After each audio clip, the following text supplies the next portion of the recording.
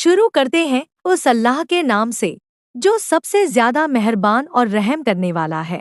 आज हम आपको सुनाएंगे एक रूहानी कहानी। वो कहानी कि अल्लाह ताला ने अपने प्यारे नबी का नाम मोहम्मद क्यों रखा।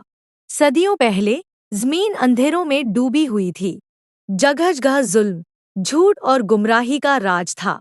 तब अल्लाह ताला ने अपने अर्श अजीम पर फरमाया, मैं अपने सबसे प्यारे बंदे को जमीन पर भेजूंगा जो दुनिया को नूर, मोहब्बत और रहमत से भर देगा।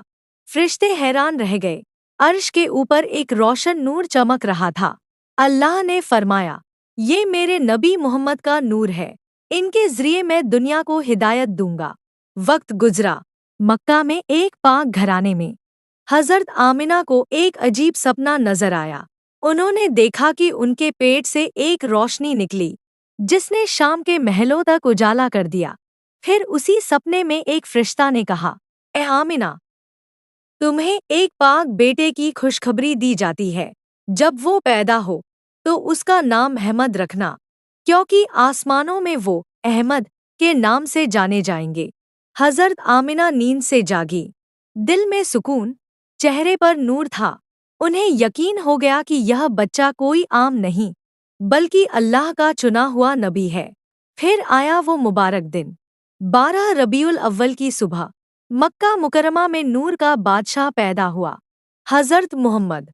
हजरत आमिना ने जब अपने बच्चे को देखा तो उनके दिल से पुकार निकली, ये बच्चा मोहम्मद है जिसकी हर जुबान तारीफ करेगी। इस तरह अल्लाह ने आसमानों में उनका नाम अहमद रखा और ज़मीन पर मोहम्मद कहलवाया। क्यों? क्योंकि अहमद का मतलब है जो अपने रब की सबसे ज्यादा तारीफ करे, और मोहम्मद का मतलब है जिसकी सबसे ज्यादा तारीफ की जाए। यानी आसमानों में वो अहमद हैं और ज़मीन पर मोहम्मद। कुरान शरीफ में भी यही राज बयान हुआ है। सूरह अस-सफ 6 यानी हजरत ईसा अलैहिस्सलाम ने कहा, मेरे बाद एक रसूल आएंगे जिनका नाम अहमद होगा। और जब वो रसूल दुनिया में आए तो सब ने कहा, ये है मोहम्मद जिनकी तारीफ ज़मीन और आसमान में गूंज रही है।